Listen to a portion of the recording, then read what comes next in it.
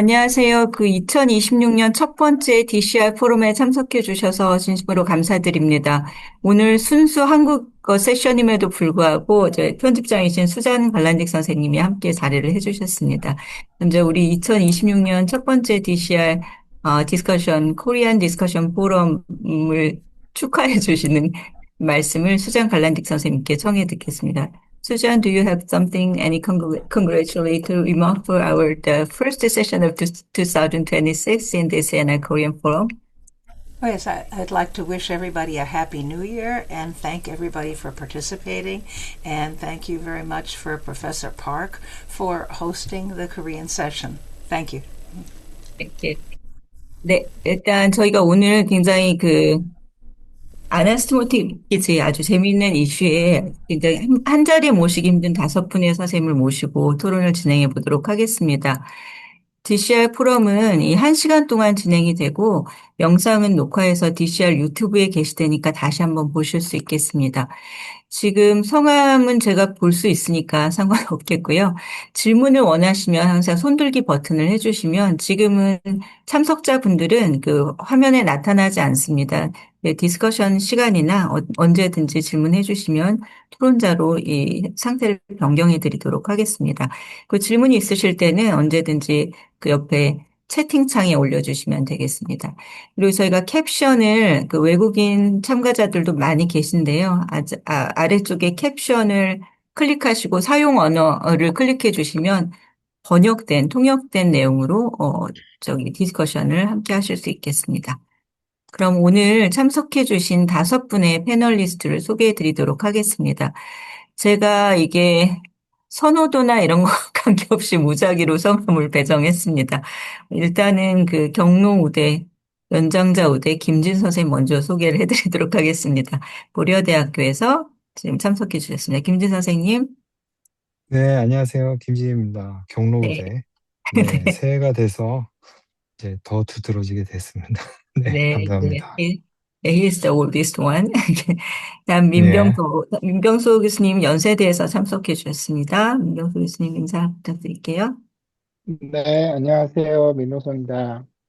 네, 아직 경로우대를 바로 정도는 아니라고 생각하고 있는데, 아하, 초대해 주셔서 감사하고요. 오늘 또 유익한 시간 될 수 있도록 열심히 하겠습니다.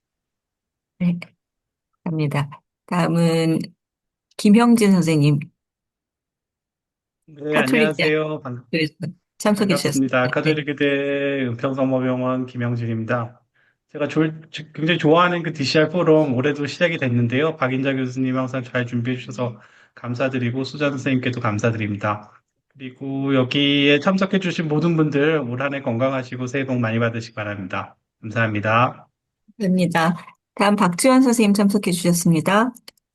네, 서울대병원의 박지원입니다. 오늘 좋은 자리에 또 초대해 주셔서 또, 아나스톨 리키즈에 대해서 좀, 토론하시는 자리를 또 통해서 저도 많이 배울 수 있으면 좋겠습니다. 네, 감사합니다.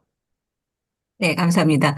정말로 이제 어렵게 모셨습니다. 어려운 시간 내주셔서 감사합니다. 박윤아 교수님 모셨습니다. 안녕하세요. 삼성서울병원 박윤아입니다. 훌륭한 포럼에 패널리스트로 초대해 주셔서 감사드리고요. 재미있는 디스커션 자리가 될 수 있도록 한 시간 동안 노력하겠습니다. 감사합니다. 네, 감사합니다. 그러면 오늘은 특별히 어떤 저널을 주제로 하고 있지는 않습니다. 토픽 디스커션으로 진행을 해보도록 하겠습니다. 제가 이제 이슈를 던지고 디스커션을 하고 이런 식으로 진행을 하겠고요. 아나스모틱 리키즈에 대해서 리스크 팩터, 그리고 나는 어떻게 아나스모틱 리키즈를 줄이고자 하는가, 어떤 팁이 있다면 소개해 주시는 그런 세션 가지고, 마지막 DCR에 소개되었던 저널 두 개 간단히 소개해 드리도록 하겠습니다. 리스크 팩터는 말씀드릴 것도 없이 지금 너무,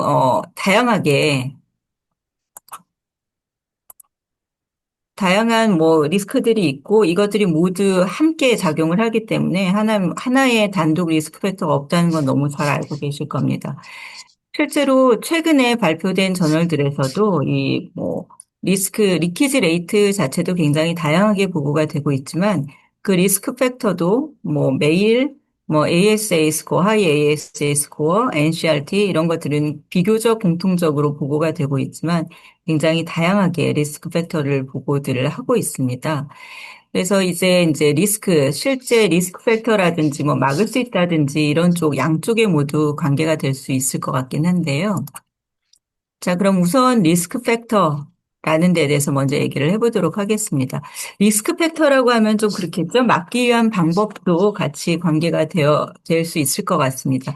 굉장히 여러 가지 요소가 있을 텐데, 우리 모두가 이제 생각하는 뭐 메일이라든지, 네오주반트 케모 레디오 세라피라든지, 뭐 오비스티라든지, 뭐 네로펠비스 이런 것들을 빼고 이야기를 좀 진행을 해보겠습니다.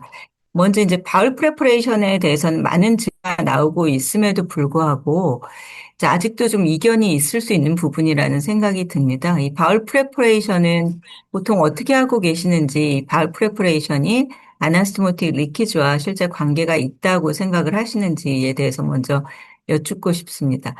일단은 뭐 컨센서스를 먼저 알아볼까요? 바울 프레퍼레이션이 이제 미케니컬 바이오 프레퍼레이션과 미케니컬 바이오 프레퍼레이션 플러스 안티바이오틱스를 비교했을 때에 미케니컬 바이오 프레퍼레이션만으로 리키지를 뭐 줄이는데 충분하다. 양쪽 간의 차이가 없다는데 동의하시는 분 있으실까요? 음, 대부분 동의하지 않으시는 것 같네요. 네. 그러면은, 저는, 네네, 어떠세요? 예, 저는 사실 바이오 프레퍼레이션 자체가 뭐 익을 줄여준다라든지 뭐 늘린다든지 사실 그렇게 생각하지는 않거든요. 그런데 이제 저는 바이오 프레퍼레이션을 하는 입장에서 말씀을 드리자면 그, 이 수술 후에 생긴 컴플리케이션이라든지 아니면은 수술 자체를 좀 더 용이하게 하기 위해서 저는 바울 프랩을 하는 것 같습니다. 제 입장에서는. 그래서 이게 뭐 릭을 줄여준다라든지 이런 입장에서 바울 프랩을 하는 게 아니라 사실 수술을 용이하게 하기 위해서 또는 이제 릭이 생겼을 때 그 컴플리케이션을 줄이기 위해서 바울 프레퍼레이션을 하는 것이지 이게 아나스토모틱 릭 자체를 줄이기 위해서 바울 프레퍼레이션 하는 것 같지는 않아요. 저의 그 바울 프랩에 대한 애티튜드가 좀 그렇다고 생각을 하시면 될 것 같습니다. 예를 들어서 뭐 환자가 이 뭐 바울 프랩을 하다가 뭐 저는 바울 프랩을 하는데 이제 중간에 더 못 마시겠다라든지 아니면은 뭐그 이제 변은 좀 나오긴 하는데 이제 더 이상 못 먹겠다라든지 특히 뭐 고령이라 그러면 저는 이제 그만 하시라 그러거든요. 그러니까 저 개인적으로는 그걸 아주 그렇게 그 릭의 중요한 팩터로 생각하는 것 같지는 않아요. 그다음에 에비던스 자체도 뭐 그런 것 같고. 네, 그러면은 이상입니다. 차이는 없다. 예. 또 다른 네. 의견 있으실까요? 예, 저도 김재인 교수님 이제 생각하시는 부분에 어느 정도 동의하는 바이고, 근데 이제 한 가지 조금 우리가 생각해야 될 거는 단순히 이제 바울 프레퍼레이션을 했느냐 안 했느냐도 중요하겠지만 우리가 이제 어떤 프로시저를 하고 수술 중에 이제 어떤 이벤트가 발생하느냐도 같이 고려를 해야 된다고 생각합니다. 이게 무슨 얘기냐면은 최근에 이제 뭐 싱글 스테이플 테크닉을 하시면서 이제 수술 중에 바울 루멘이 오픈되는 프로시저를 하시는 분들 같은 경우에는 제 생각에는 이제 바울 프레퍼레이션이 그런 분들한테는 굉장히 이제 중요한 요소가 작용할 수 있을 가능성이 좀 커질 것이고, 특히 이제 오랄란티 사용 여부도 굉장히 중요할 것이고, 그 다음에 이제 우리가 바울 프레퍼레이션을 단순히 했느냐 안 했느냐가 아니라 바울 프레퍼레이션이 컴플리트하게 됐느냐 아니면 인컴플리트하게 됐느냐도 굉장히 중요한 요소라고 생각을 하거든요. 뭐 사실은 리터러처 문헌에 이게 뭐 나온 경우를 제가 잘 보지는 못했는데 이제 얘기를 해보면 모두를 동의하는 바는 인컴플리트 바울 프레퍼레이션에 이제 바울 프레퍼레이션 안 한 것보다도 더 나쁘다라고 생각하시는 분들도 많고 실제로 이제 그런 경험들도 많이 하신 분들도 있고요. 그래서 제 생각에는 이제 바울 프레퍼레이션 정리해서 말씀드리면 바울 프레퍼레이션을 단순히 했느냐 안 했느냐의 문제가 아니라 잘 됐느냐 안 됐느냐. 그다음에 이제 내가 주로 하는 프로시저가 뭐 가령 예를 들면은 수술 중에 바울 루멘이 오픈되는 프로시저냐 아니냐 뭐 이런 것들을 조금 복합적으로 고려를 해야 되는 문제라고 생각합니다. 네. 정리하자면 그 자체가 차이를 주진 않는다라고 말씀하신 걸로 생각을 해야 될 것 같습니다. 프로시저에 영향이 있겠지만. 다른 의견 있으실까요? 명진입니다. 한 네. 가지 좀 추가로 말씀드리고 싶은데요. 저도 김진 교수님 의견에 동의합니다. 뭐 이게 바로 프리퍼레이션을 한 거 자체가 알아서 리키지를 줄인다. 그렇게 증명하기도 쉽지 않고 이게 꼭 중요한 문제인가 싶습니다. 하지만 바로 프리퍼레이션 아까 민병so 교수님 말씀하신 대로 수술 중간에 루멘이 열리든지 아니면 리키지가 있을 때 이제 그 후에 시퀀스에서는 바울 프리퍼레이션이 됐는지 안 됐는지가 굉장히 중요한 문제일 거라고 생각이 되고요. 그거 분야의 하나에서는. 근데, 지금 앞으로도 계속 나오겠지만 이게 리키지를 줄이냐 아니냐 그것보다는 이 모든 게 다 통합돼서 조금씩 줄여나가서 결과적으로 리키지를 줄일 수 있는 게 중요하지 않을까 해서 만약에 해가 없고 조금이라도 도움이 된다면 하지 않을 이유가 없다. 그렇게 좀 생각해 주셨으면 감사하겠습니다. 네.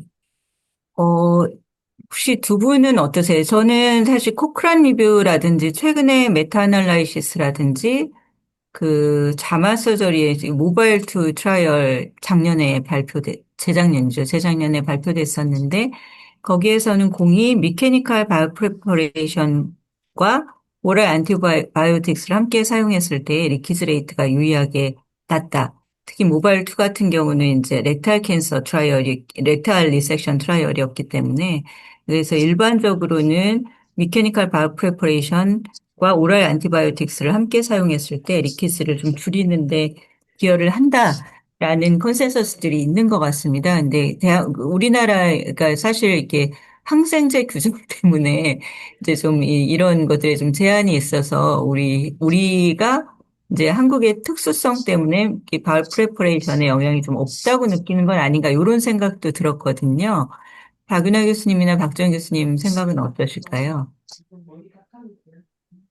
저는 어, 개인적으로 미케니컬 바우 프레퍼레이션 단독으로 그 자체가 아주 결정적인 하고 안 하고가 리케이지 발생 여부에 직접적인 영향을 주지는 않는다고 생각은 하는데 일테면은 더 리스크를 올릴 수는 있다고 생각을 합니다. 일테면 뭐 difficult stapling이라든지 이렇게 테크니컬리 difficult한 문합인 상황에서 뭔가 리익이 발생할 수 있는 리스크 소인이 있는데 그 환자에서 바울 프레퍼레이션이 잘 되지 않아서 뭐 수술 직후에 어, 바울 컨텐트가 문 앞으로 흘러내려옴으로써 뭔가 더 마이너한 프로블럼이 될 수 있는 거를 조금 더 시비한 프로블럼으로 악화시킬 수 있는 그 정도의 영향은 분명히 있을 거라고 보고요.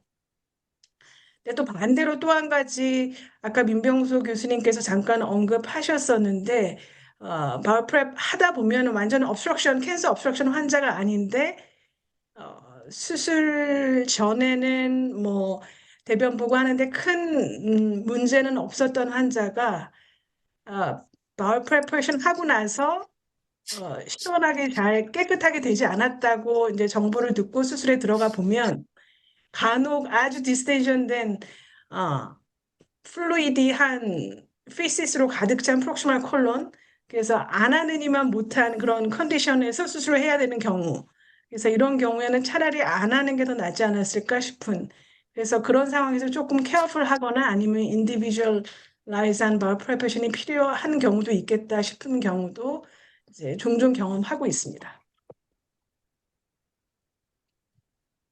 네, 네. 저도 같은 의견인데요. 네. 발 프리퍼레이션 자체가 리키지를 줄인다고 저도 생각하지는 않고요.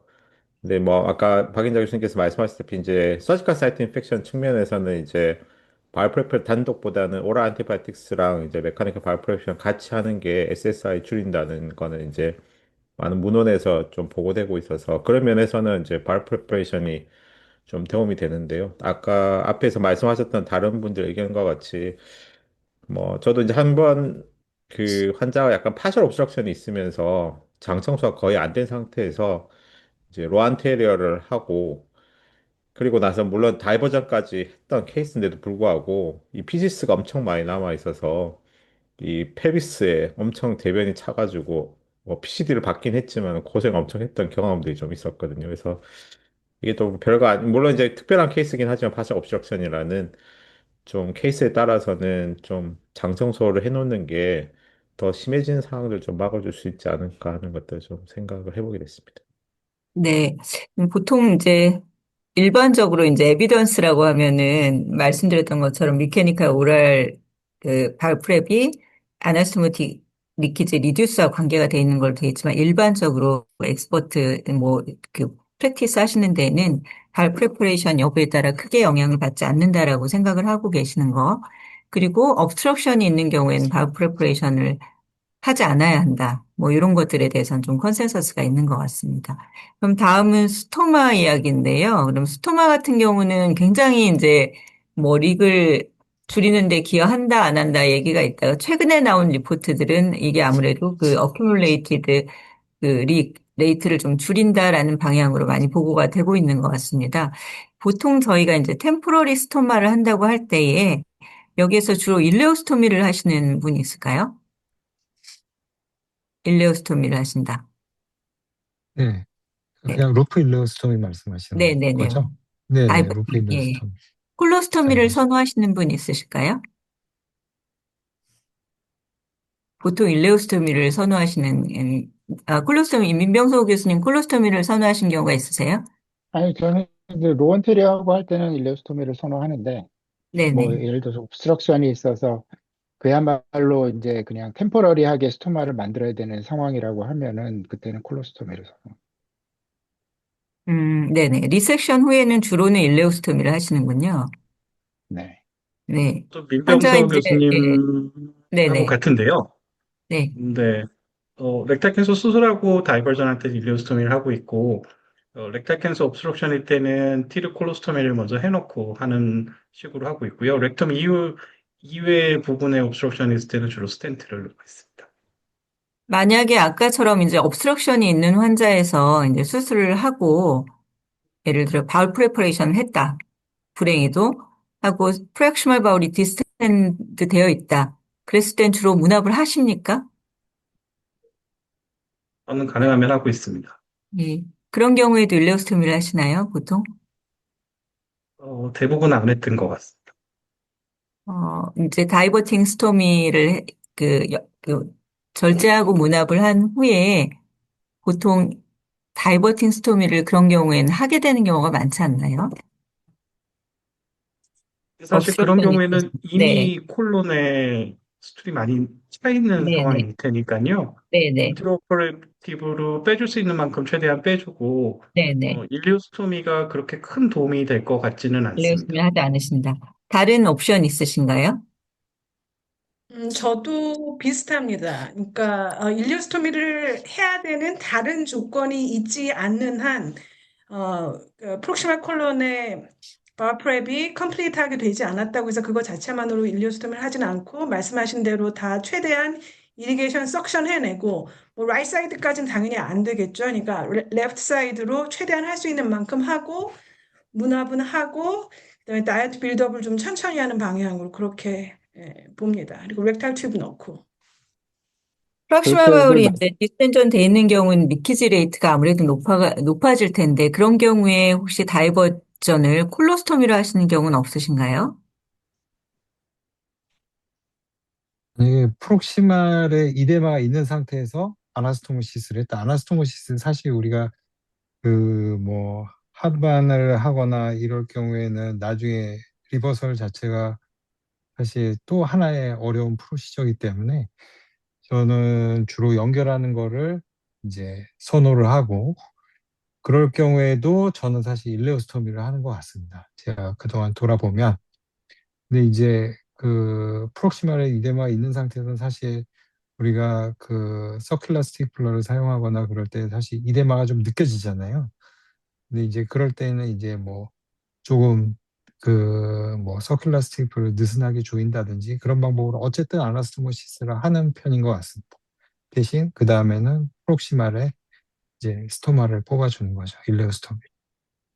그렇게들 민병수 교수님이나 박준 말씀하셨으니까, 교수님, 예. 네. 예, 뭐 개인적으로 제가 좀 궁금한 거 기회가 돼서 여러 전문가 교수님들께 좀 여쭙고 싶은데, 우리가 이제 일레오스토미 같은 이제 어쨌든 다이버전을 하면 디펑셔닝이 된다고 그러잖아요. 디스탈 파트가. 근데 이제 그렇게 되면은 뭐 진짜 극단적인 경우에는 블러드 플로우도 확연하게 줄어들고 거의 뭐 디제너러티브 체인지가 오다시피 이 바울이 쪼그라들고 하는 경우도 보고, 기본적으로는 어쨌든 펑션이 떨어지면서 모틸리티나 이런 부분들이 떨어진다고 생각을 하기 때문에, 이제 그렇기 때문에 그런 레소나레를 가지고 뭐 말씀 주신 이제 그런 케이스에서도 디펑셔닝 스토마를 일리오스톰이나 하는 것들이 의미가 있다라고 얘기하시는 분들도 있잖아요. 근데 이제 그런 부분에 대해서는 어떻게들 생각을 하시나요? 그러니까 그 다이버전 콜라이티스를 말씀하시는 건가요? 아니면 그 다이버전 그렇죠. 이제 하면 디스탈전? 다이버전, 네. 그러니까 그 박인자 교수님 예를 들어준 상황에서 이제 우리가 디스탈 이제 콜론에 뭐 스툴이 꽉 차 있는 경우에도 아나스토모시스를 하고 일레오스토미 같은 다이버전을 하는 경우들이 있는데, 이제 그때 레셔널레는 어쨌든 디펑셔닝을 해놓으면 콜론이 펑션이 떨어지기 때문에 모틸리티도 떨어지고 스툴이 있더라도 이제 그게 막 밀고 내려오지는 않는다. 완전히 인테그리티가 있을 때처럼 이제 그렇게까지 펑션을 하지 않기 때문에 스틸 프로텍티브 이펙트가 있다라고 얘기들을 하시는 분들이 계시고, 이제 그 레셔널레로 디펑셔닝 스토마를 만드는 건데, 그런 경우에. 근데 음. 이제 그게 동의를 하시는지 아니면은 이제 별로 그렇지는 않다라고 생각들을 하시는지. 저는 어느 정도, 예. 저는 저기 그 일리오스톰이 이제 자체는 이제 말씀하신 대로 추가적인 대변이 안 지나가는데 이제 이펙티브 하기에는 사실 역할을 할 수 있는데, 이미 차 있는 이제 콜론 안에 있는 스툴에 대해서는 사실 그 IC 밸브가 일종의 체크 밸브니까 제대로 이제 그 디펑션 그 남아있는 스툴에 대해서 해결이 안 되는 부분들이 있어서, 저희 기관 다른 교수님들 같은 경우에는 필요하면은 사실 연결하고 나서도 그 일레스토미를 안 뽑고 콜로스토미를 뽑아서 이제 남아있는 대변들이 좀 나오게 하고, 또 필요하면은 콜로스토미로 이리게이션도 좀 하면서 포스오피로 좀 해결하시는 것도 보기는 했었거든요. 그래서 아마 뭐 콜로스토미가 남아있는 대변이 좀 많을 때는 또 한 가지 방법은 되지 않을까라고 생각은 하고 있습니다. 근데 제가 실제로 뭐 해본 적은 많이 있지는 않습니다. 예, 저는 보통 옵스트럭션 있으면 콜로스토미를 합니다. 그래서 개인적인 관심사 때문에 여쭤봤고요. 이제 피칼 머티리얼이 넘어간 후에는 일레오스토미를 해도 어차피 피칼 머티리얼이 무브먼트가 없어도 밀고 내려가는 게 있어서 보통 저희는 그런 험한 꼴 많이 봐서 콜로스토미를 선호하는 건 있습니다. 개인적인 관심 때문에 이런 그 상황을 제가 이제 가상에서 말씀드렸고요. 스토미가 요거는 그냥 그 손 들고 끝내겠습니다. 스토미가 리키즈를 줄이는데 기여한다라고 생각하시는 분은 거수해 보시겠어요? 스토미 리섹션 후 리섹션 아나스토모시스 후에 다이버팅 스토미가 리키즈를 줄이는데 기여한다. 리키즈 레이트를 줄이는데 기여한다. 없으시군요. 네, 네. 같이 손들어 주신 저희 청중 있으시고요. 네, 일반적으로는 스토미가 리키즈를 줄이는데 기여한다고 생각하지는 않으시는 걸로 저희 엑스퍼트들은 그렇게 생각하시는 걸로 알 수 있습니다. 그러면은 그렇다고 그러면 스플래닉 플렉셔 모빌리제이션은 어떨까요? 스플래닉 플렉셔 모빌리제이션이 이제 아나스토모틱 리키즈를 좀 줄이는데 좀 도움이 되는 것 같다라고 생각하시는지 일단 스플래닉 플렉셔 모빌리제이션을 대부분 하시는 경우가 있으신지요? 저 같은 경우는 프리옵 CCRT 한 렉탈 캔서 환자에서는 거의 90% 이상 스플래닉 플렉션 모빌리제이션을 하고, 그 이유는 뭐 단순히 텐션 프리 랭스를 확보하기 위한 것뿐만 아니라 약간 radiated sigmoid 세그멘트를 제거하고 싶거든요. 그 약간 부은 페일 핑크에 약간은 딱딱한 레디에이션 체인지를 받은 시그모이드 컬론과 이제 아나스토모시스를 최대한 피하기 위해서 프록시말 저는 좀 길게 잡는 편입니다. 해서 그러면 스파이널 플렉션 모빌리티를 해야 이제 텐션 프리 아나스토모시스를 할 수 있으니까 RT한 렉탈 캔서에서는 그렇게 하는 편입니다. 임진 교수님 루틴 하시고 또 하시는 분 예, 저는 루틴 루틴으로 있어. 하죠. 예. 예, 김영진 교수님 어퍼렉탈 루틴 캔서, 하시고. 미드렉탈 캔서 예. 다. 박주영 저도 교수님이랑 예. 김영진 레피니션 교수님 루틴. 하나에서는 루틴 다 네. 했었고요. 요새 이제 네오주먼트 키모 하면서부터는 사실은 풀 모빌라이제이션은 잘 안 하고 있는 실정인 것 같습니다. 근데 저는 개인적으로 뭐 여러 가지 리스크 팩터들이 있고 하지만 그 가장 중요한 거는 텐션이라고 생각을 하고요. 또 하나는 그 수술 디피컬티, 뭐 메인이랑 뭐 BMI 높고 그런 게 벌기 튜머, 로우 렉탈 캔서 결국은 다 수술이 어려운 환자들이 리스크 팩터라고 생각이 되거든요. 그럼 나머지는 텐션이 가장 중요하다고 생각을 해서 만약에 조금이라도 텐션이 의심스럽다면 스트렉션 모빌레이션을 적극적으로 하는 음, 방향으로 하고 있습니다. 사실 저는 뭐 프록시말 맞음만 하고 텐션만 안 걸린다 그러면은 길이를 보고 꼭 스프레이 팩처 필요 없는 경우는 굳이 하지는 않는 편이긴 합니다. 민병수 교수님은 어떠세요? 저는 과거에는 다 했는데 요즘에는 안 합니다. 뭐 일단 뭐 예, 펜션이 그렇게 문제가 되는 경우에는 하겠지만 뭐 대부분의 경우는 문제가 안 되고 오히려 이제 스플라인 플렉스 모빌리제이션 안 하더라도 텐션이 문제가 되는 부분은 사실은 이제 메센테리 사이드의 텐션이 문제가 되는 경우들이 더 많다라는 개인적인 생각이어서 뭐 예, 스플라인 플렉스 모빌리제이션을 루틴하게 하지는 않고 오히려 이제 어떤 리포트들은 스플라인 플렉서를 모빌리제이션 하면은 이제 그것 때문에 그 퍼퓨전에 문제가 좀 생길 수 있기 때문에 오히려 더 안 좋다라고 보고하는 논문들도 있는 걸로 알고 있습니다. 민병소 우리가 교수님 만약에, 말씀하신 예, 것처럼 최근에 또 메타애널라이시스는 오히려 스플래닝 플렉션 모빌리제이션 한 경우가 조금 더 안 좋게 그 리키즈가 높게 나오는 경우도 있는 것 같고요.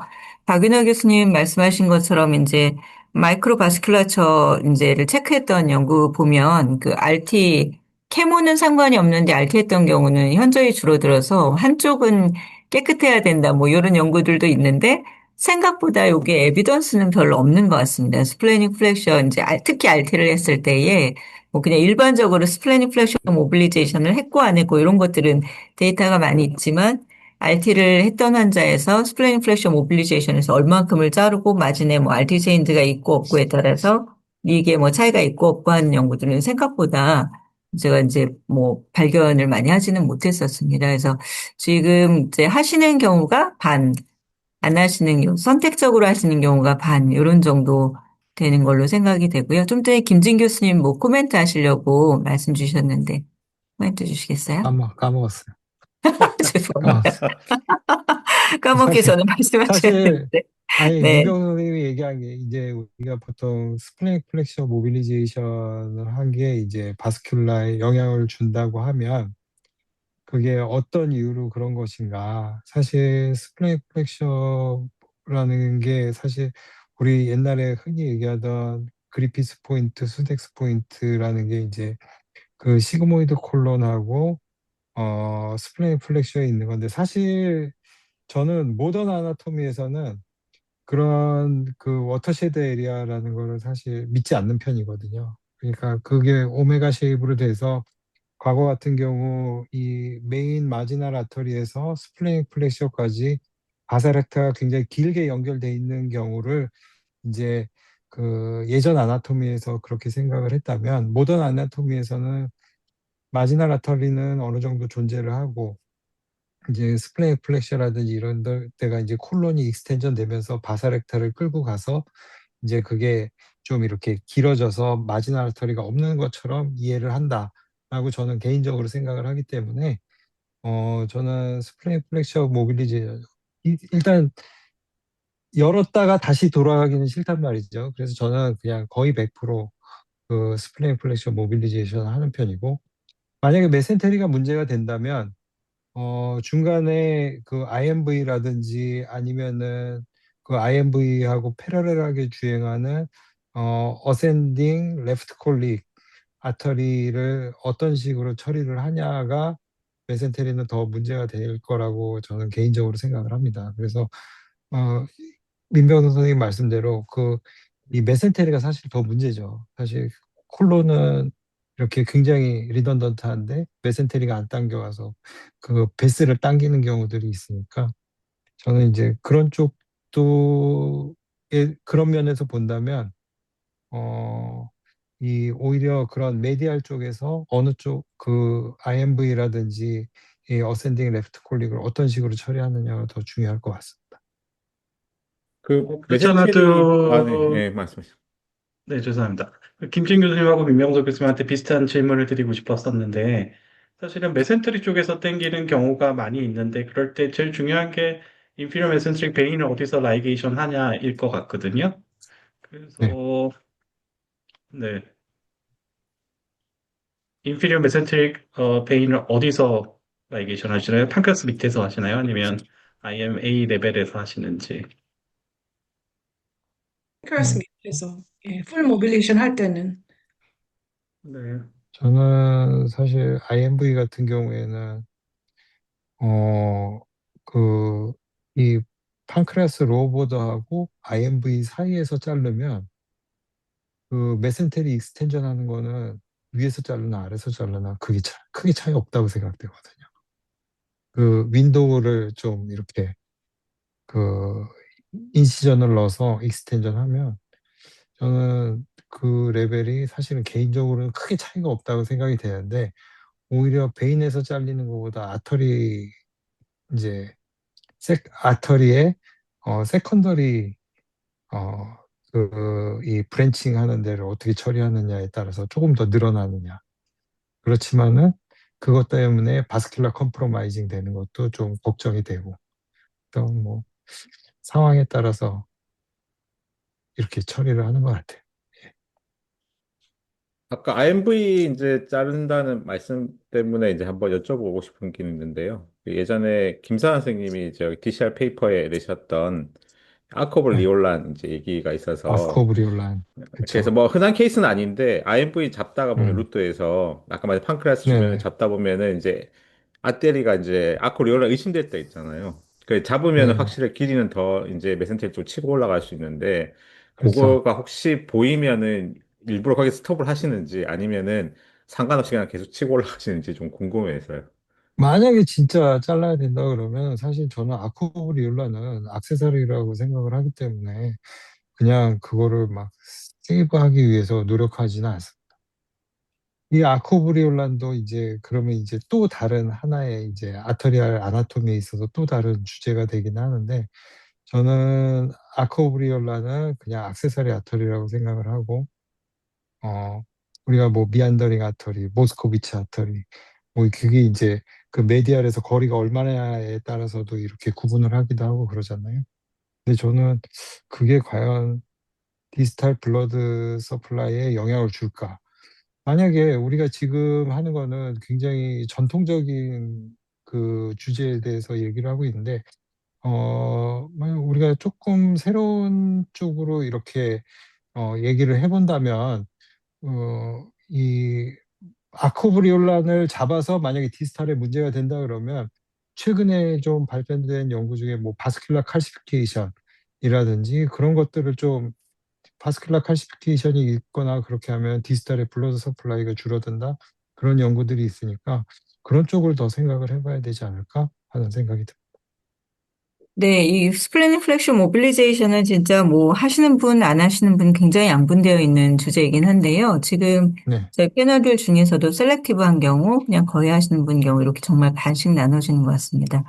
다음 드레인 얘기를 해보면 이제 요즘 이라스에 있어서 드레인을 넣지 말자 뭐 이런 이야기도 있고 반면에 드레인을 이제 거기 바로 옆에 갖다 넣어서 오래오래 유지하자 뭐 이런 상반된 두 가지 이야기들이 같이 있는 것 같습니다. 지금 패널들께서 드레인을 좀 어보이딩 잘 안 넣는 경우가 있으신가요 혹시? 드레인 불필요하다. 그냥 잘 저는 넣어서 오래 유지하고 싶다 있으세요? 음, 제가 한 말씀 드려도 될까요? 네. 저는 안 넣고 싶은데 이 로우레탈 캔서는 안 넣으면은 많이 불안하잖아요. 그리고 실제로 문제가 생겼을 때에 뭐 인터벤션을 해야 되니까. 그래서 이게 항상 고민을 하면서 넣을까 말까 항상 고민을 지금 하고 있습니다. 왔다리 갔다리. 근데 이제 이게 이제 마음으로는 좀 안 넣고 스태피드가 싶은 많이 되지 사람입니다. 않습니까? 예, 그 고정하는 방법이 있으세요, 혹시? 고정하는 방법은 최근에 이제 우리 김재왕 교수님께서 개발하신 이제 그거가 좋은 것 같아서 그거를 사용을 하고 있습니다. 제품이 그렇- 어베일러블 하지 않을 때는 이제 그냥 매뉴얼로 터널을 만들어 가지고 하고도 있는데, 개인적인 경험은 아직까지 많지는 않지만 그렇게 드레인을 넣으면 확실히 마이그레이션은 줄어드는 것 같아요. 다른 분들은 경험 있으신가요? 혹시 아니면 드레인이 사실은 전 드레인이 계속 잘 빠져가지고 아예 그냥 네. 넣지 말까 뭐 이런 생각 많이 다 사실 했었거든요.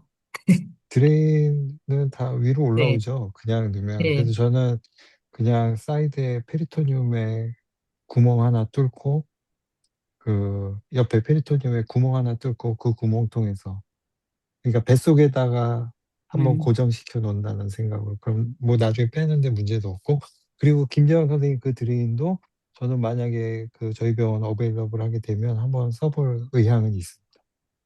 그러면 그게 박윤아 교수님, 드레인이 예, 예, 예, 예. 예. 네, 네, 말씀하시죠. 예. 네. 저희가 얘기할 주제가 많다 보니까 제가 좀 마음이 급합니다. 아, 말씀하시죠. 예, 그러니까요. 네. 예, 너무 많이 욕심을 내서. 예. 그, 저는 뭐 예. 백탁해서의 경우에는 루틴하게 넣고요. 넣어서 손해 보는 것보다 뭐 일단 뭐 리케 디텍션이랄지 아니면 펠빅 플루이드를 이제 드레인하는 목적으로라도 뭐 안 넣을 이유는 없다고 생각을 하고 어 일단 약간 J 쉐입으로 길게 넣습니다. 그러니까 레트로렉탈로 넣는데 넣기는 하는데 팁이 가장 끝에 오게 넣지 않고 좀 길게 J 쉐입으로 렉툼과 세이크랄본 사이에. 그래서 약간 바울의 무게로 약간 눌리게.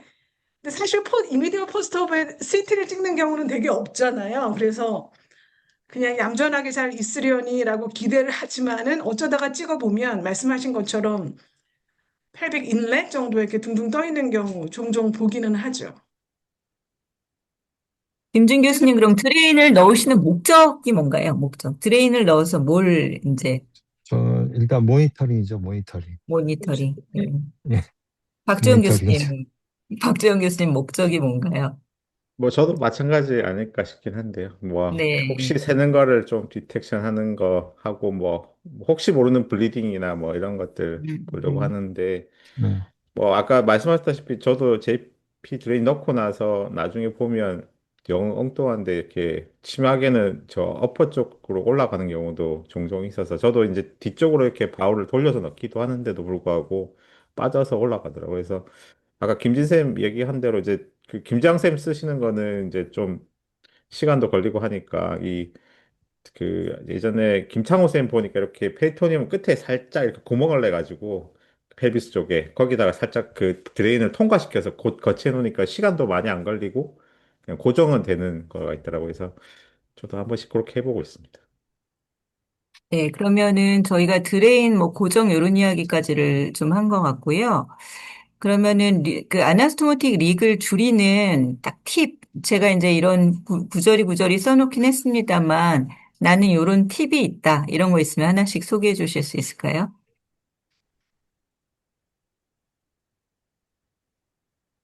이번에. 예를 저는, 들어가지고, 예, 예, 예. 문학 방법이라든지, 뭐, 네, 김진 교수님. 아, 저는 이제 최근에 그 민병 선생님 뭐 잘 알고 있겠지만은 이 싱글 스테이플링이 음, 조금은 도움이 되지 않을까 하는 그런 생각으로 그런 경우를 하는 경우가 있고 그 다음에 그동안 늘 해오던 방식으로는 그 배 쪽에서 더블 스테이플링 했을 경우 이제 크로싱 포인트, 리니어 스테이플러와 서큘러 스테이플러가 만나는 부분에는 이제 스티치를 하되 가능하면 우리가 보통 그 리니어 스테이플러로 이렇게 자르고 나면 그 호라이전탈하게 자른다 그래도 사실 디스탈은 포스테리어로 가 있는 경우가 많잖아요. 그 다음에 릭 자체도 포스테리어에서 많이 생기는 편이고, 그래서 그쪽 디스탈 쪽은 조금 힘들더라도 그 이 인트라코포리얼로 슈처를 해주고, 이게 진짜 너무 낮을 경우에는 트랜스에이날로 슈처를 해주고.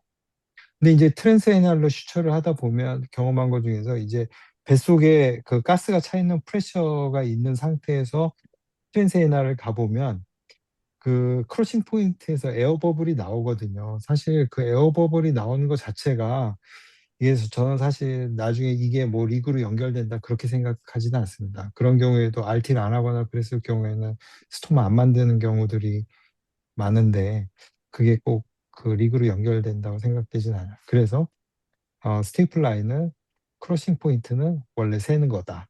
그런데 거기에다가 좀 추가적으로 저희가 그 리인포스 슈처는 해준다. 그 다음에 뭐 펜로즈 같은 렉탈 튜브, 그꼭 렉탈 튜브일 거는 없고, 튜브 같은 거는 좀 딱딱한 거는 환자가 불편할 것 같아서 그냥 부드러운 거, 디컴프레션만 가능하다면 하는 생각으로 펜로즈 고정해주고, 그런 정도를 하지 않나 싶습니다. 그다음에 뭐 싱글 다른 스테이플링. 프로시저는 예. 똑같이. 예, 그럼 싱글 스테이플링, 크로싱 라인 수척, 그다음에 그 렉탈 튜브, 실라스틱 렉탈 튜브 이렇게 그렇죠, 그렇죠. 하시는 예, 거죠. 예. 그러면 김영진 교수님 또 이렇게 저는 아까 나눠주시면. 말씀드렸던 대로 조금이라도 줄일 것 같은 거 다 하자는 주의고요. 텐션이 제일 중요하다고 일단은 생각이 들고, 싱글 스테이플링은 사실 안 하고 있습니다. 더블 스테이플링하고 수천은 안 하고 있고요. 아까 그 화면에 나오는 플러스 서플라이 ICG로 항상 루틴이 체크하고 있고, 저는 렉탈 드레인이 굉장히 좋은 것 같습니다. 저는 실라스틱으로 된 걸 사용을 하고 있는데요. 로 렉탈 아나스토모시스에서는 루틴하고 그게 굉장히 저는 개인적으로는 리키즈를 줄인다고 생각이 되고, 또 하나 좀 뭐 많은 선생님들이 안 하는 것 중에 하는 거는 인테로피 콜로노스코프로 아나스토모시스를 항상 확인을 하고 있고요.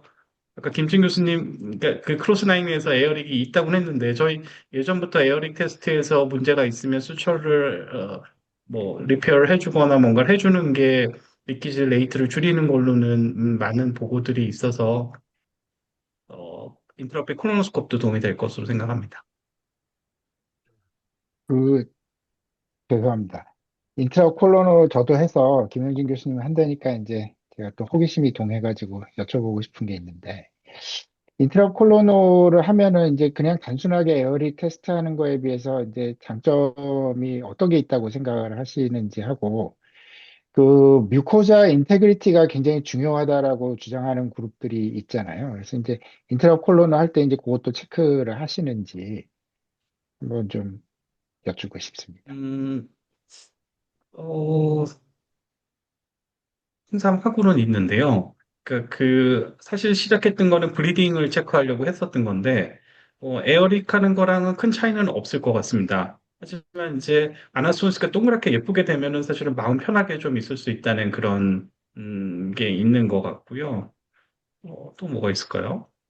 만약에 뭐, 일단 눈으로 확인해서 이제 마음의 위안? 그게 제일 큰 것 같습니다. 음. 아니, 저는 왜냐면 이제 개인적으로 아까 김진 교수님, 예, 예. 아니, 이제 에어릭 테스트는 리인포스먼트, 미신이라고 생각하기 때문에. 예. 자, 리인포스먼트 수처를 말씀하셔가지고, 저도 이제 김진 네, 교수님 의견에 한 가지 동의하는 거는 에어릭 네, 자체가 문제는 아닐 거다라고 저도 네, 생각은 하거든요. 이게 뭐, 네, 실제로 해보면은 리인포스먼트 수쳐 쓸 때도 실제로는 막 그 인트라 루미랄로 하면은 그 CO2 프레셔가 바깥에서 막 네, 밀고 들어오는 게 보이거든요. 에어가 네, 네, 퐁퐁 나오고. 맞아요. 그래서 이제 그거의 문제는 아닐 거고, 제가 봐서 이제 모르겠습니다. 제 짧은 경험으로 인트라 콜로너 하면서 에어 테스트를 해보면, 에어가 새는 포인트가 이제 항상 그 스테이플 라인 크로스 하는 데가 많은 것 같은데, 이제 거기가 보면 항상 그 깨끗하게 찍혀 있지가 않아요. 그 내부에서 보면은 스테이플이 뭐 그렇죠. 좀 뜯겨져 예, 티어링 나갔다든지 돼 이런 게 항상 있는, 있거든요. 맞아요. 네. 그래서 스테이플 티어링 돼 있죠. 이 에어가 새는 것 자체보다도 이제 거기가 스테이플 자체가 테크니컬리 인시큐어하게 만들어졌기 때문에 이제 그거를 교정해주는 의미가 리인포스먼트 수초에 있지 않나. 이제 그런 그냥 개인적인 피셜이 있습니다. 네, 맞습니다. 그 말씀은 안 드렸는데요. 만약에 문제가 있는 방향이 있다면 어느 방향인지 사실은 훨씬 쉽게 알 수가 있거든요. 콜로노스코프 보면서 밖에서 이렇게 눌러보면 이게 안테리어인지 포스티리어인지 뭐 어디가 문제인지 사실은 저명하게 찾을 수 있다는 것도 장점일 것 같습니다. 그러면 박윤아 교수님, 박지원 교수님 팁 하나씩 소개해 주시겠습니까? 특별히 하시고 계시는 게 있다면?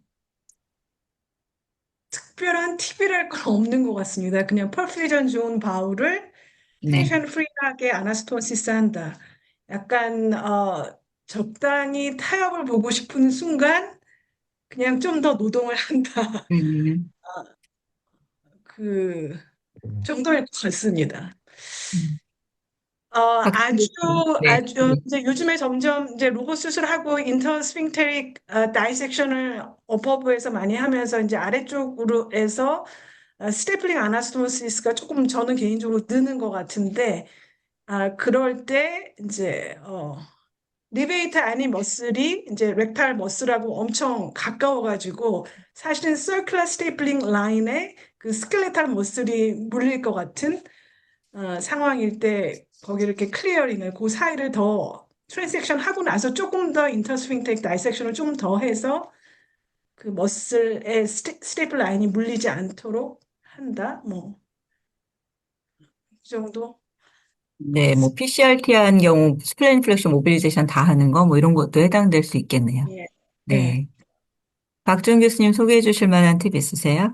뭐 이미 다들 말씀하신 것 같고 저도 뭐 ICG는 요즘 많이 보고는 있는데 뭐 진짜 한두 케이스 정도 진짜 퍼피전이 좀 안 맞아서 제가 생각했던 부위하고 조금 더 잘랐던 경험이 한두 번 정도 있었긴 했는데 대부분은 뭐 제가 예상했던 부위하고 이제 비슷한 것 같고 예전에 아산병원에서도 아마 이렇게 잘라서 피 나는지 보고 뭐 이렇게 하시는 것도 저도 그래서 퍼퓨전이 중요하다고 생각하는데 이제 싱글 스테이플링 저도 지금 요즘 그 저기 김진쌤 스터디 하시는 거 하고도 이제 좀 같이 준비하면서 같이 저도 좀 계속 해보고 있는데 이게 과연 뭐 싱글 스테이플링 자체로 줄일 수 있는가에 대해서는 아직은 저도 잘 모르겠고요.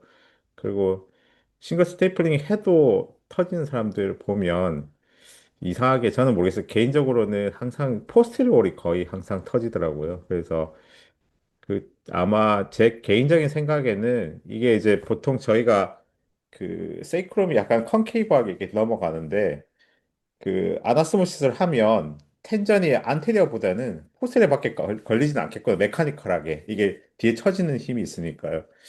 그래서 뭐 그래서 좀 더 생기는 건 아닐까라고 조금 고민을 해보는데 뭐 그 부분은 잘 모르겠습니다.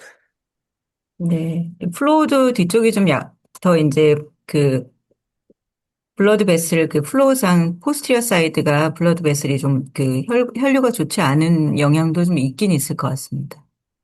네, 그럼 팁들 뭐 그 다 한다 뭐 다 하시고 내시경 보는 것도 전 생각보다 이렇게 내시경 되게 귀찮은데 보고 계시는 줄 좀 신기하고요. 대단하십니다. 대단하시고 김준 교수님 진짜 저는 뭐 귀찮아서도 못할 것 같은데 여러 가지 노력해 주시고 소개해 주셔서 감사하고요. 다음은 인시던스 보겠습니다. 인시던스는 굉장히 다양하게 보고가 되고 있는데요. 이게 지금 최근 3년간 DCR에 발표되었던 페이퍼에서 나온 인시던스들입니다. 보면은 NCRT 그 비율, 로우 렉툼의 비율이라든지 프로텍티브 스토마 비율이라든지 그다음에 어떻게 보고했느냐에 따라서 굉장히 다양하게 보고가 되고 있고요. 이게 뭐 낮게는 뭐 2, 3%에서 20 몇 %까지 보고가 되는 걸 알 수 있습니다. 지금 참석해 주신 패널들의 기관에서 발표해 주신 제가 데이터를 찾았는데 생각보다 이게 디스크립티브한 페이퍼는 사실 잘 없어서 이제 일정 목적을 가지고 하신 연구들이었어 가지고요.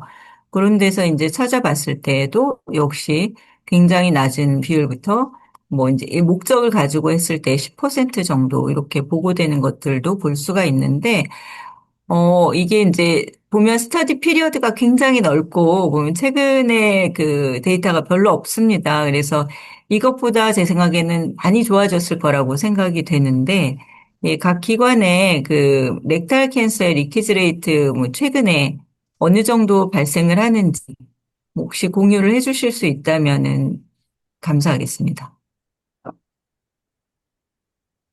서울대부터 먼저 말씀드리겠습니다. 네네. 최근에 이제 유승범 선생님이 저희 복강경 수술한 환자들만 대상으로 해서 NR-버지 10cm 이하 한 1,008명 정도 데이터를 최근에 정리를 하셔가지고요. 한번 저희가 봤는데, 여기 선생님 이미 올려주신 자료에서도 보면은 이제 이걸 어떻게 리포트 하느냐에 따라서 좀 달라지는데, 아나스토모 리키즈에 대한 어떤 가이드라인에 따라서 보고를 하는 거에 따라서 많이 차이가 나더라고요. 저희가 보면은 한 10% 정도 총 리키지가 있는데 얼리가 한 6% 정도 되고요. 레이트가 한 4% 정도인데 내부를 뜯어봤더니 이제 전체 10% 중에 한 5.25%는 그레이드 A, 그러니까 그레이드 ABC로 했을 때 그레이드 A였고요. 그레이드 B가 한 2.88%, 그레이드 C가 1.59%로 나와 있더라고요. 그래서 생각보다 이제 그레이드 A까지 포함하느냐 안 하느냐. 왜냐면 그레이드 A는 그냥 이미지 상에서만 보이고 심텀이 거의 없으니까 이거를 어떻게 이제 표현하냐에 따라서 좀 많이 이렇게 왔다 갔다 할 수 있겠다. 저희 데이터 정리하면서 좀 그런 생각들은 좀 들었습니다. 클리니컬리 뭔가 이제 미니풀한 그 리키즈는 한 3, 4%라고 생각하면 되겠군요. 네. 네. 달리 또 공유해 주실 최근에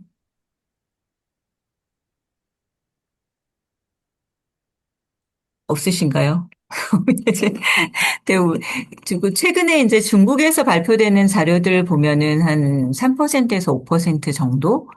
우리나라 같은 경우도 한 5%에서 8% 이렇게 왔다 갔다 하는 것 같고요. 전반적으로. 그렇게 해서 이제 되는 것 같고, 사실은 이전엔 프리오퍼레이티브 키모레디오 세라피가 이제 이렇게 많이 되기 전에는 더 낮았던 것 같고요. 데이터를 쭉 쌓아보면 확실히 NCRT가 비율이 올라가면서는 리키지 레이트가 이제 그 한 10%가량 어프로칭 하고 있는 것 같습니다. 전체적인 데이터가 이제 그렇게 보이고, 그 CRT 나이브한 경우는 사실 3, 4%, 2, 3% 이렇게 보이는 경우가 우리나라 특히 중국도 최근에 데이터가 많이 좋아져서 그렇게 리포트가 되고 있는 걸로 생각이 되는데, 아까 이제 오늘 소개를 해드리고 싶은 페이퍼는 박지원 교수님 말씀하셨지만 그 아나스토모틱 리키즈를 어떻게 리포트할 것이냐.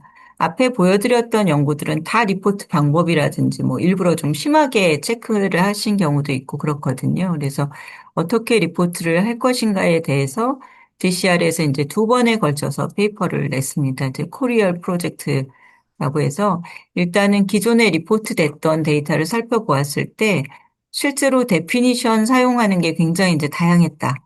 라는 걸 보여주고 있고요.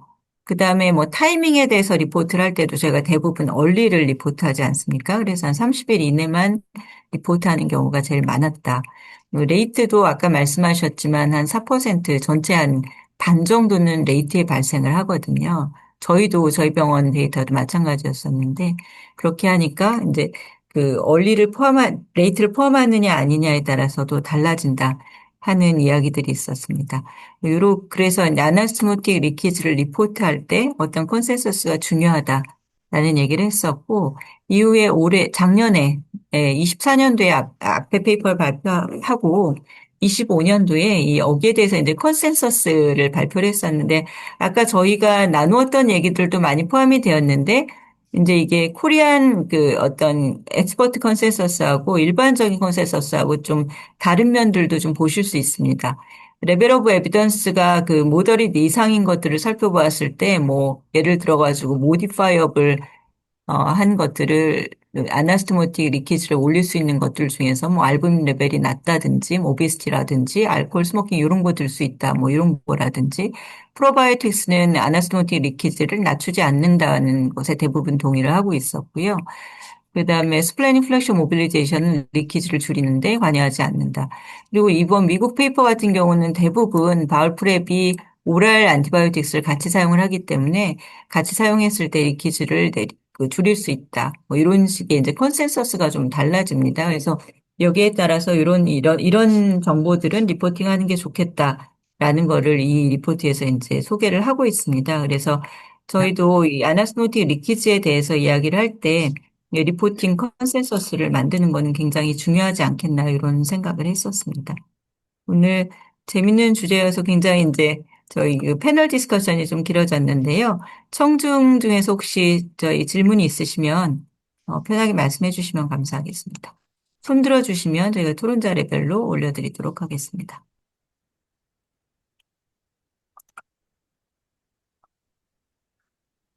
네.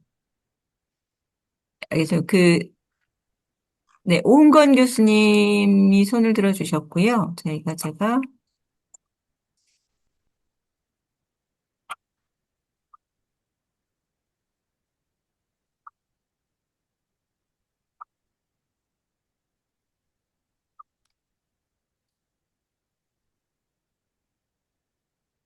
네, 오은건 교수님 이제 토론자로 오시겠습니다.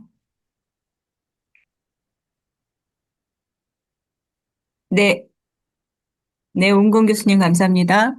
말씀해 주십시오. They are allowed to talk.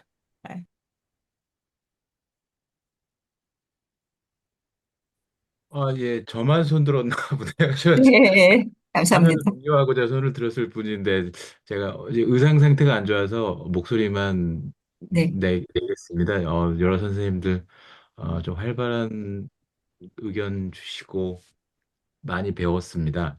한 가지 또 궁금한 것은, 트랜스 애널 드레인 부분이 좀 궁금한데요. 여러 선생님들이 많이들 쓰고 계시고, 안 쓰는 분도 있고 하시는데, 저는 또 안 쓰다가 좀 릭이 생기고 하면 또 요즘 좀 쓰고 있는데, 정말 그게 필요한 프랙티스인가? 어떤 브리티시 저널에 나온 페이퍼를 보면, 뭐, 네가티브 리절트도 있었고, 그게 솔직히 궁금하고 진짜 환자한테는 너무 아프고 좀 그런 것 같거든요. 불편하고 모빌 앰뷸런스도 좀 힘들고 그리고 제가 경험한 거는 그 트랜스레널 드레인을 해도 리키지가 저는 있을 때 오히려 그게 바깥쪽으로 발 컨텐트를 드레인이 되니까 있으면 더 유지해야 될 것 같은데 일찍 또 빼는 게 프랙티스더라고요. 그래서 그러면 정말 필요한 것인가 그게 저는 그런 의문이 좀 있습니다. 여러 선생님 고견 한번 주시면 감사하겠습니다. 이거 안 아픈 드레인을 넣으시는 김진 교수님이 먼저 답변을 해주시면 좋겠는데요. 저 같은 경우도 물론 브레인을 넣는데도 새는 경우가 있었죠, 보면. 그런 경우도 있었는데, 일단, 불편하긴 합니다. 그래서 저는 일단 거기에 대한 이슈는 이렇게 하다는 거를 처음에 넣다가 보니까 너무 불편하셔가지고, 그 다음에 바로 그냥 슬라스틱 드레인으로 바꿨는데, 저는 보통 저는 이제 릭은 보통 3, 4일째 생긴다고 믿고 있거든요. 그래서 저는 한 3일 지나서 괜찮으면은 그 다음날 바로 뽑고 그렇게 하는 편이고 이게 과연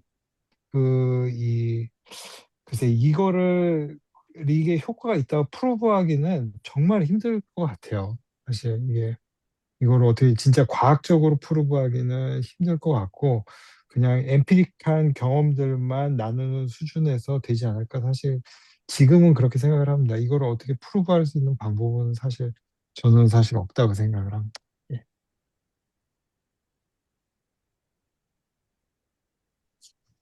네, 이상입니다. 말씀드리면 네, 상식적으로 생각했을 때 일단은 드레인이 있으면 에이널 스핑터를 통과하는 거기 때문에 프레셔를 좀 줄여줄 수 있지 않을까 하는 생각이고요.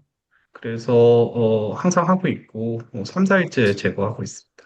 환자는 굉장히 불편해 하는데요. 참으라고 하고 있습니다.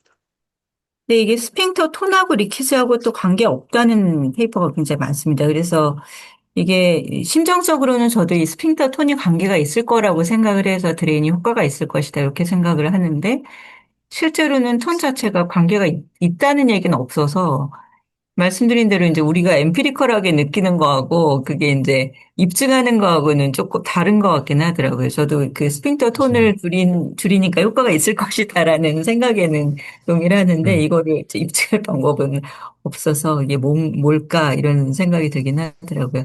지금 시간이 많이 경과했습니다. 오수영 선생님 손 들어주셨는데 간단한 질문 있으시면 해주시겠습니까? 네, 안녕하세요. 교수님들 오늘 너무 고견 감사드립니다. 저는 평소에 좀 궁금했던 게 그 IMA 로우라이게이션이랑 하이라이게이션 부분도 궁금했었는데요. 이게 이제 퍼퓨전이랑 그다음에 그 메센테리 텐션 사이에서 좀 고민이 될 것 같은데 물론 상황에 따라 다르겠지만 루틴하게는 보통 어떻게 하시는지 좀 여쭙고 싶었습니다.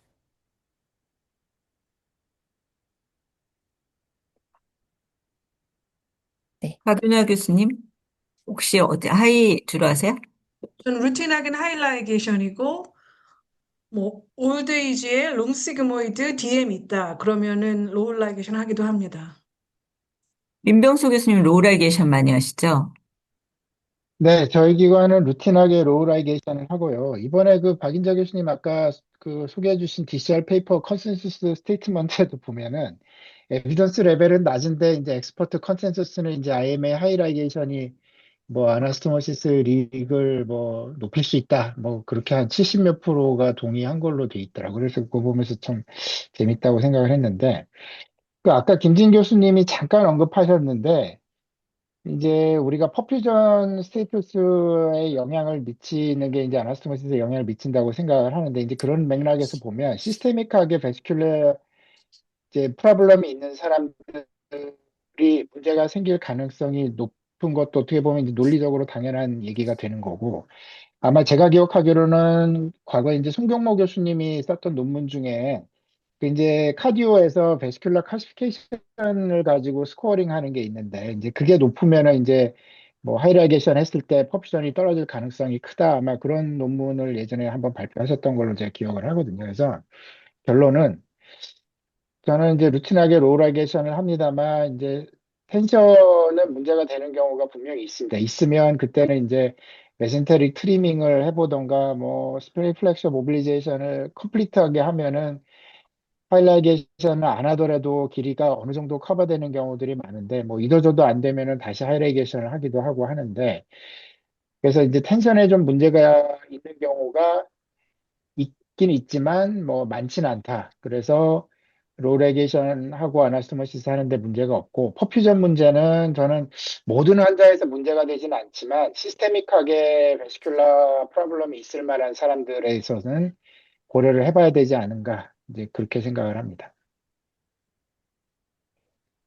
네, 감사합니다. 지금 사실 채팅에도 질문이 와 있고 하긴 한데 저희가 그 세션을 정리할 때가 된 것 같습니다. 세션에 질문 올려주셨던 이충혁 선생님께는 추후에 다시 그 메일로 그 리포트 받아서 전달 드리도록 하겠습니다.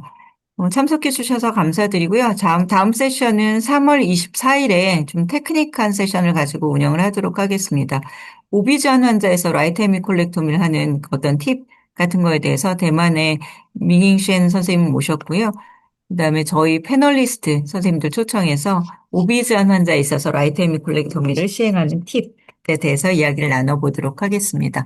오늘 늦게까지 참석해 주신 참석자분들 그리고 참석해 주셔서 아주 좋은 의견 많이 나눠주신 게스트 선생님들께 진심으로 감사드립니다. 좋은 밤 되십시오. 감사합니다. 네, 감사합니다. 감사합니다. 감사합니다. 감사합니다. 수고하셨습니다. 감사합니다. 감사합니다.